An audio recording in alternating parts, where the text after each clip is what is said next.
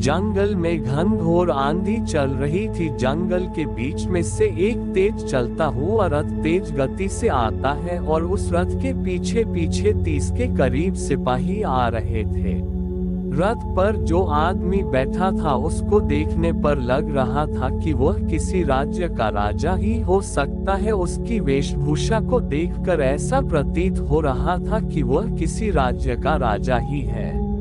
राजा ऐसे क्यों रुक गए थे, ऐसे उसके सैनिकों को भी नहीं पता था। सभी के चेहरे पर हैरानी के भाव होते हैं और धीरे से सेनापति उसके पास आता है और राजा से पूछता है, क्या बात है महाराज, आप यहाँ पर क्यों रुक गए? हमें तो मेहरानगढ़ जाना है, रात बहुत ज्यादा हो चुकी है, ऐसा रास्ते में रुकना ठीक नहीं है और हम मेहरानगढ़ समय पर भी नहीं पहुँच पाएंगे।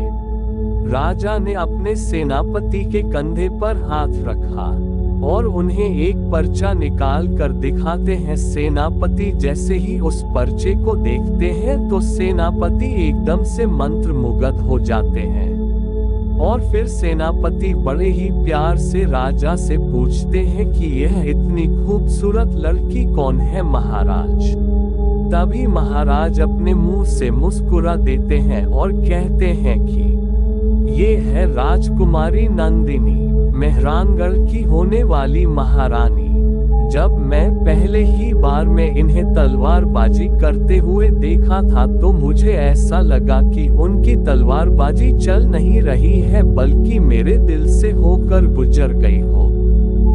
क्या महान ताला तलवारबाजी करती है, क्या महान युद्ध में कौशल है और वाद विवाद में तो पूछो ये कितनी निपुण है। मेहरानगढ़ की महारानी में जो मेहरानगढ़ तराशता है और वह हर चीज महारानी होने वाली नंदिनी में है। बस एक बात की कमी है महाराज, ये बोलते बोलते चुप हो जाते हैं। तो सेनापति उत्सुकता से महाराज से पूछते हैं कि तो और वह कमी क्या है महाराज? इसके बाद महाराज अपने माथे पर हाथ रख लेते हैं और फिर कहते हैं कि यह बहुत ही ज्यादा हाथी किस्म की भी है। इसके बाद सेनापति थोड़ा सा मुस्कुराने लगते हैं और फिर कहते हैं कि तो फिर क्या बात हो गई महाराज, और आप इसका इंतजार आज यहाँ जंगल में रखकर क्यों कर रहे हैं? महाराज सेनापति की बात सुनकर मुस्कुराने लगते हैं और फिर कहते हैं कि क्योंकि आज वह गुरुकुल से अपनी शिक्षा पूर्ण करके आज और इसी समय पर इसी रास्ते से अपने राज्य में लौटने वाली है। महाराज ने इतना ही बोला था कि तभी सामने से बिजली की तेजी से एक सफेद घोड़े पर सवार राजकुमारी नंदिनी महाराज की तरफ आ रही थी। राजकुमारी नंदिनी के जो लंबे खुले बाल थे उनको लहराते हुए और अपने एक हाथ में घोड़े की लगाम पकड़े हुए थी। राजकुमारी नंदिनी का हसीन चेहरा बहुत ही ज्यादा खूबसूरत है और बेहद ही खूबसूरत था और देखने लायक था। राजकुमारी नंदिनी का घोड़ा वहां पर जो भी लोग मौजूद थे उन लोगों को देखकर एकदम से तेज से बोला और फिर घोड़ा वहीं पर रुक जाता है। जब घोड़ा वहीं पर रुक जाता है तो राजकुमारी नंदिनी सामने देखती है कि उसके सामने बहुत सारे लोग सिपाही सैनिक खड़े हैं और उनका राजा भी खड़ा है। इसके बाद राजकुमारी नंदिनी कहती है कि क्या हुआ, क्या आप सब लोग रास्ता भटक गए हैं या फिर शिकार हाथ से छूट गया है जो ऐसे रास्ते आकर खड़े हो गए? आपके ऐसे बीच रास्ते में खड़े होने से आने वाले लोगों को बहुत ज्यादा दिक्कत होगी। राजा ने कुछ नहीं बोला और राजा धीरे धीरे राजकुमारी नंदिनी की तरफ बढ़ने लगते हैं। राजकुमार को अपनी तरफ बढ़ते हुए देखकर राजकुमारी नंदिनी उनको देखते हुए कुछ सोचने लगती है और जैसे ही राजा नंदिनी की तरफ बढ़ते हैं तो राजा को बढ़ते हुए देखते हुए उनकी सैनिक टुकड़ी भी राजा के साथ साथ आगे बढ़ने लगती है। जब सैनिक टुकड़ी उनके पीछे पीछे बढ़ने लगती है तो राजा उनको पीछे की तरफ हाथ कर देता है और सैनिक टुकड़ी समझ जाती कि राजा ने उन्हें वहीं पर रुकने के लिए इशारा कर दिया है। राजकुमारी नंदिनी को मेहरानगढ़ के राजा का प्रणाम। राजकुमारी नंदिनी को राजा उनको प्रणाम करता है तो नंदिनी उसके मुंह से अपना नाम सुनकर एकदम से चौंक जाती है। जैसे ही नंदिनी उसको कुछ बोलने को होती है तभी राजा कहते हैं कि हम आपसे सीधी सीधी बात करना चाहेंगे, हम आपको हमारे पटरानी बनाना चाहते हैं। ये सुनकर नंदिनी एकदम से चौंक जाती है।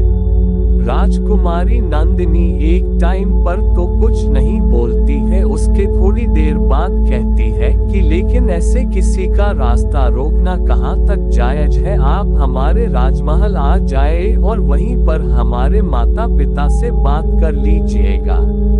ये सुनकर महाराज आग बबूला हो गए और उन्होंने बिजली की तेजी से अपनी तलवार निकाली और राजकुमारी नंदिनी को चेतावनी देते हुए बोलते हैं, बात मत घुमाओ, सीधा बोलो और हमारे प्रस्ताव को स्वीकार करो, अन्यथा इस जंगल से कहाँ गायब हो जाओगी किसी को पता भी नहीं लगेगा। राजकुमारी नंदिनी ने अपने घोड़े की लगाम को दबाया और घोड़ा उछलता हुआ तेजी से हवा में राजकुमारी नंदिनी को ऐसा करते देखकर महाराज अपने घोड़े के साथ 2 कदम पीछे हो गए। इसके बाद राजकुमारी नंदिनी ने महाराज को मुंहतोड़ जवाब देते हुए कहा कि महाराज आपके पास हमें देने के लिए कुछ भी अनोखा नहीं है, या फिर यूं कहो कि आपके पास ऐसी कोई भी चीज नहीं है जिसको देखकर हम खुश हो। तो अच्छा यही है कि अपने राजमहल में जो आपकी महारानियां है, रानी है, उनके साथ ही खुश रहिए। हमें कोई भी पटरानी बनने का शौक नहीं है और वैसे भी आप मुझे वह सुख नहीं दे सकते जिसकी हम लालसा करते हैं, तो बेहतर होगा कि आप अपनी तलवार को अपने म्यान में ही रखें। ये कहते हुए राजकुमारी नंदिनी आगे बढ़ जाती है। घुड़सवारी करते हुए राजकुमारी नंदिनी के चेहरे पर गंभीर भाव आ जाते हैं और फिर राजकुमारी नंदिनी बड़े ही धीमे स्वर में खुद से कहती है, हम श्रापित हैं और यह बात हम भली बातें जानते हैं, इसलिए विवाह के प्रस्ताव से ही दूरी बनाने में हमारी भलाई है। कुछ इस समय में राजकुमारी नंदिनी अपने राजमहल में पहुंच जाती है। राजकुमारी नंदिनी को महल में आता देखकर राजमहल के दरबार और सिपाही खुशी से चिल्लाते हुए ऐलान करने लगे, सुनो सुनो, भानगढ़ की राजकुमारी नंदिनी अपनी शिक्षा ग्रहण करके परिपूर्ण करके राजमहल में पधार चुकी है। इसके उपलक्ष्य में आज राज्य में भव्य जश्न बनाया जाएगा।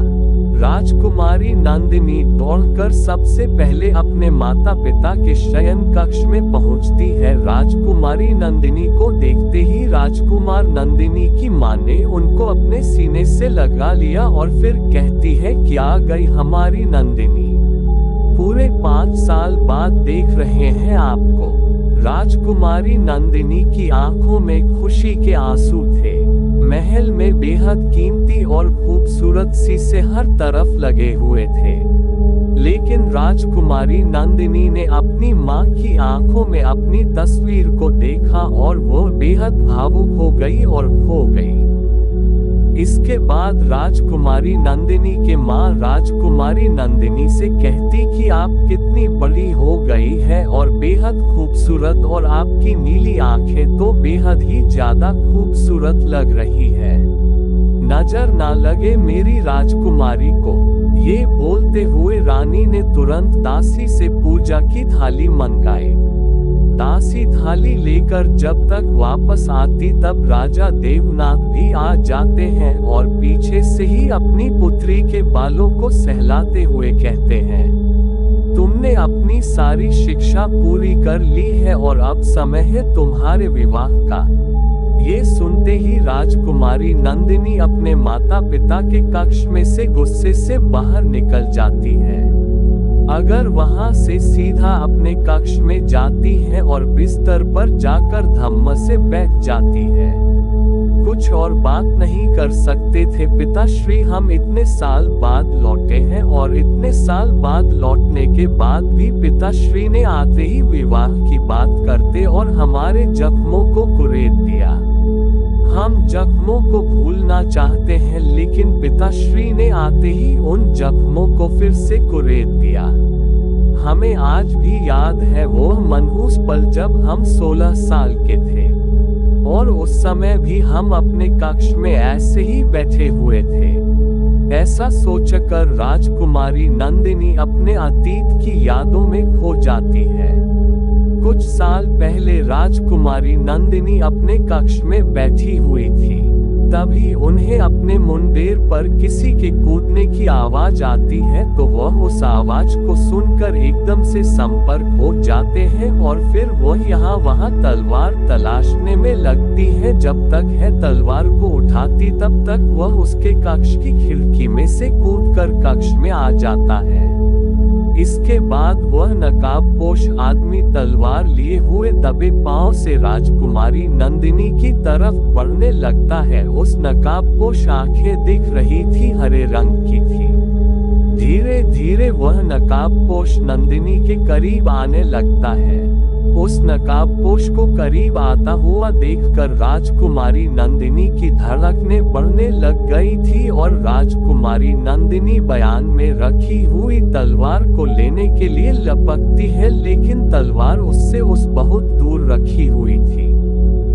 राजकुमारी नंदिनी तलवार को पकड़ने के लिए छलांग लगाती है, लेकिन जैसे ही राजकुमारी नंदिनी ने तलवार को लेना चाहा तभी वह नकाबपोश ठीक राजकुमारी नंदिनी के सामने आ खड़ा हो जाता है। इसके बाद वह लड़खड़ाकर उस नकाबपोश की बाहों में गिर जाती है। उसने कश करके राजकुमारी नंदिनी को अपने बाहों में पकड़ लिया।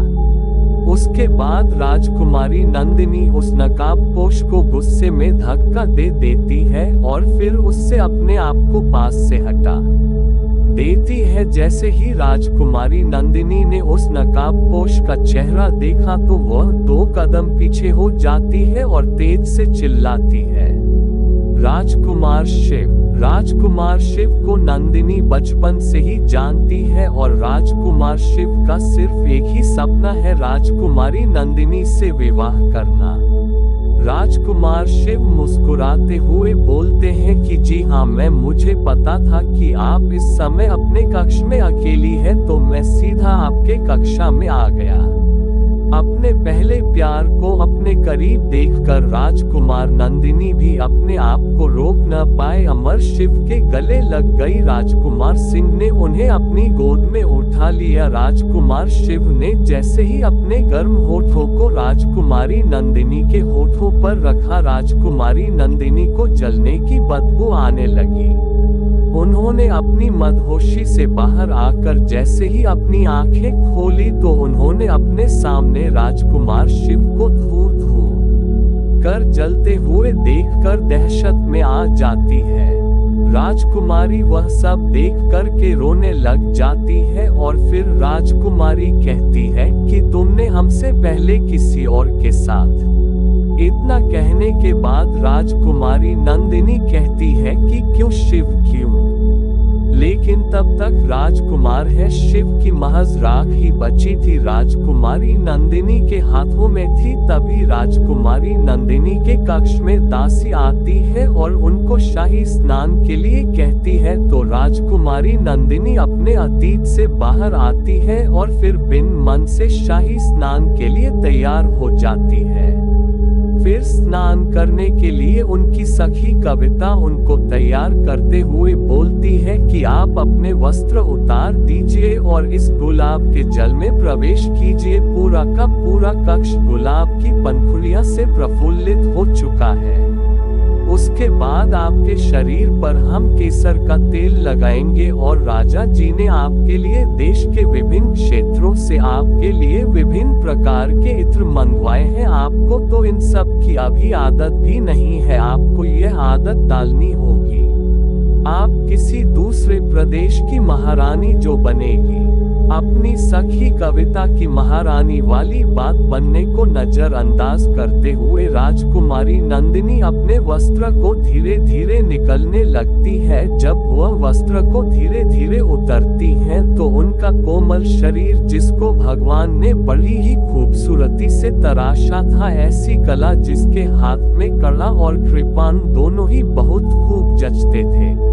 उनका शरीर तलवार की तरह ही लचीला फुर्ती से भरा था। वह सीधा जल में उतर जाती है। इसके बाद कविता उनके स्नान की प्रक्रिया शुरू करती है।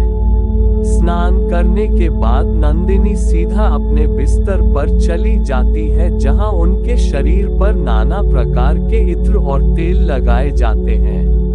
उनका सौंदर्य देखते ही बनता था। इसके बाद कविता इजाजत मांगी और कक्ष से बाहर चली गई। उसके बाद राजकुमारी नंदिनी अपने कोमल बदन को रेशम की चादर में लपेटकर सो जाती है और सुबह राजकुमारी नंदिनी की आंखें बाहर हो रही घोषणा की आवाज सुनकर खुलती है। उनके कानों में ली आवाज कहीं कि सुनो सुनो सुनो, हमारी प्यारी राजकुमारी नंदिनी का स्वयंवर कल शाम को आयोजित किया गया है। आसपास के राज्य के सभी प्रतिभागियों को सूचित कर दिया गया है। आपसे अनुरोध है कि राज्य में खुशी का माहौल बनाए रखें और आने वाले उम्मीदवारों की तहे दिल से आवभगत की जाए। ये सुनते ही राजकुमारी नंदिनी आग बबूला हो जाती है और वह तैयार होने के पश्चात अपने पिता के कक्ष में जाती है, जहां पर वह अपने मंत्री गणों के साथ कुछ जरूरी विषयों पर बात कर रहे थे। तब चिल्लाते हुए राजकुमारी नंदिनी बोलती है कि यह सब क्या है पिताजी, आपने इतना बड़ा फैसला मुझसे बिना पूछे कि ले लिया। राजकुमारी नंदिनी इतना बोली थी कि तभी राजा समझ जाते हैं कि राजकुमारी नंदिनी किस बारे में बात कर रही है। उन्होंने अपनी सेनापति और सभी मंत्री गणों को वहां से तुरंत बाहर जाने का निर्देश दिया। उन्होंने अपने हाथ के इशारे से राजकुमारी नंदिनी को अपने कक्ष के अंदर बुलाया। राजकुमारी नंदिनी तेज कदमों से चलकर उनके सामने जाकर खड़ी हो जाती है। राजा ने उन्हें अपने पास बैठने को कहा। पहले तुम यहाँ पर शांति से बैठ जाओ। ऐसी सभा के बीच में धमकना और सभा के बीच में चिल्लाना कहाँ तक ठीक है? आपने यही सीखा है अपने गुरुकुल में। राजकुमारी नंदिनी यह सवाल सुनकर और ज्यादा भड़क जाती है। राजा देवनाथ की बात सुनकर नंदिनी को गुस्सा आता है और वह कहती है कि हमने तो पिताश्री आपकी सभा में आकर ही अपनी बात रखी है, लेकिन ये तो एक सभा थी, पर आपने क्या किया? हमसे बिना पूछे हमारी जिंदगी का इतना बड़ा फैसला ले लिया। क्यों पिताश्री? आपने हमसे एक बार में पूछना जरूरी नहीं समझा? तब नंदिनी के पिता श्री देवनाथ राजा जी कहते हैं कि हमने भले ही तुम्हारे स्वयंवर को रखने का फैसला ले लिया हो, लेकिन वह चुनने का अधिकार तो अब भी तुम्हारे पास ही है नंदिनी, और अभी हमसे ज्यादा सवाल जवाब मत करो। हमें बहुत सारी तैयारियां देखनी है। तुम जल्दी से जाओ, जाकर के अपने कक्ष में कल के स्वयंवर की तैयारी करो और आभूषण जो कुछ भी तुम्हें चाहिए और जो कुछ भी तुम्हें पहने हैं वह सब की तैयारी कर लो, और कल किसी अप्सरा से कम नहीं लगनी चाहिए हमारी राजकुमारी बिटिया। ये कह करके राजा देवनाथ चुप हो जाते हैं और नंदिनी को अपने पिता की बात सुनकर बहुत गुस्सा आता है, लेकिन राजकुमारी नंदिनी उस समय कुछ भी कहना सही नहीं समझती है और वह वहां से चली जाती है। दूसरे दिन स्वयंवर की तैयारी शुरू हो चुकी थी सुबह से ही, और पूरा का पूरा महल ऐसा सजाया गया था मानो कि स्वयं इंद्र सभा का महल यहाँ पर आ गया हो। पूरे भानगढ़ में बहुत ही प्यार और बहुत ही प्रॉब्लम है सजाया गया था, मानो कि यहाँ पर स्वयं और इंद्रलोक से अप्सराएं आई है और स्वयं स्वर्ग ने उतरकर यहाँ पर अपना बसेरा कर लिया है। और शाम होते होते तो भानगढ़ का महल बहुत ही ज्यादा खूबसूरत लग रहा था, मानो कि स्वर्ग है तो वह सिर्फ और सिर्फ भानगढ़ में ही उतर कर आ गया है। भानगढ़ का महल बहुत ही ज्यादा सुंदर और आकर्षक लग रहा था। अलग अलग राज्यों से बहुत सारे राजकुमार आए थे, पर सवाल सबके दिल में एक ही था कि राजकुमारी किसे अपना वर चुनेंगी।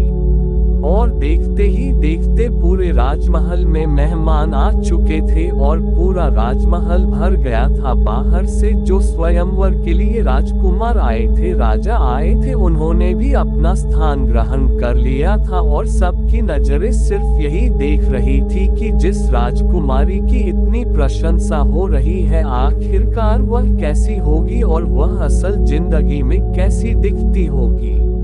राजा देवनाथ बड़ी ही गौर से सभी उम्मीदवारों की तरफ नजर घुमाकर देख रहे थे।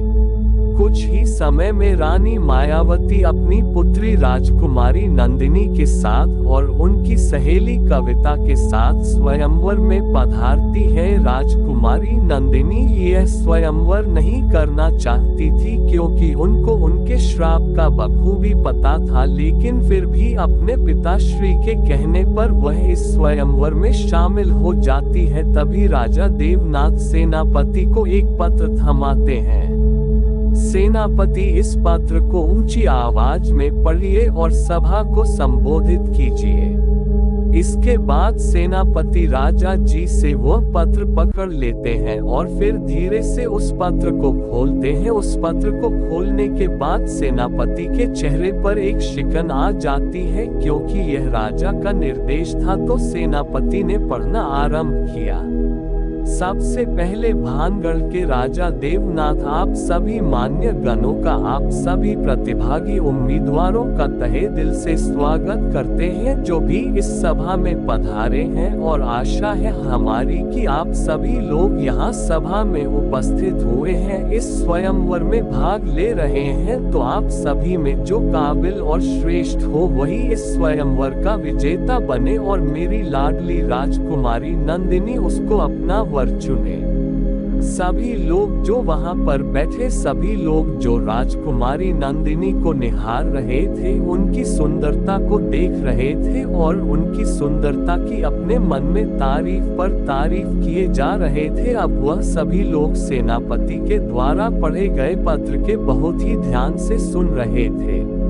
सेनापति ने पत्र में जो भी लिखा था वह आगे पढ़ना शुरू किया।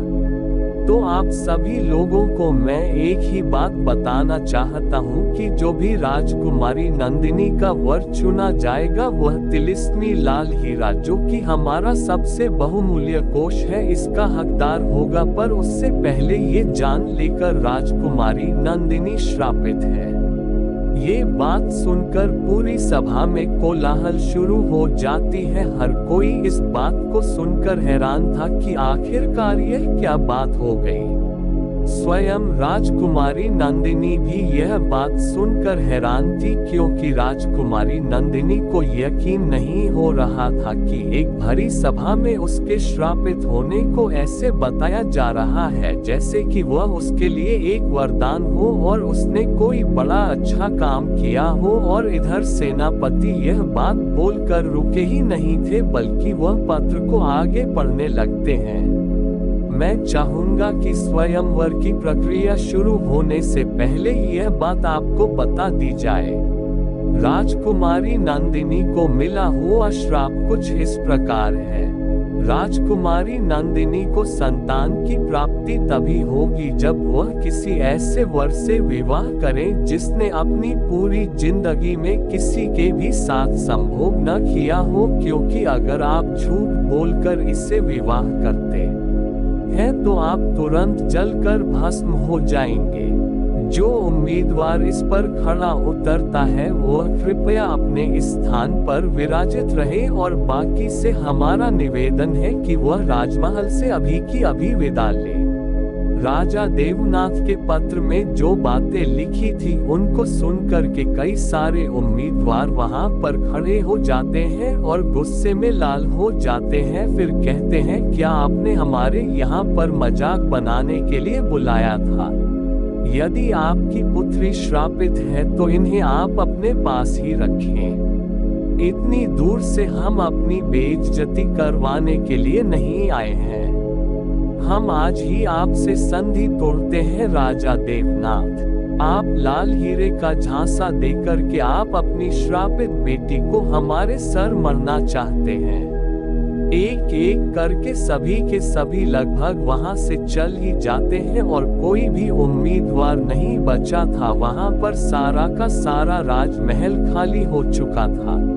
ये देखकर राजा और रानी का दिल एकदम से पसीज जाता है और उनकी आंखें भर आती है। उन्हें कुछ भी समझ नहीं आ रहा था कि वह क्या करें, कैसे इस श्राप से नंदिनी को मुक्ति दिलाए। राजकुमारी नंदिनी ने जब अपने माता पिता को ऐसे चिंतित देखा तो उन्हें तुरंत अपने माता पिता के पास जाती है और उनसे बोली, हमने कहा था आपसे कि ऐसा कोई भी नहीं है इस दुनिया में जिसने हमसे मिलने से पहले किसी और के साथ संभोग ही ना किया हो, पर आप नहीं माने। आज पूरे भानगढ़ में हमारी जिंदगी, हमारा श्राप और हमारा स्वयंवर एक हंसी का पात्र बनकर रह गया है। हमने आपको पहले भी चेताया था लेकिन फिर भी आप दोनों ने हमारी एक भी बात नहीं सुनी। नहीं है ऐसा कोई भी, आप लोग मेरी बात को मान जाए और हमें शराब के साथ ही हमारी जिंदगी को बिताने दीजिए।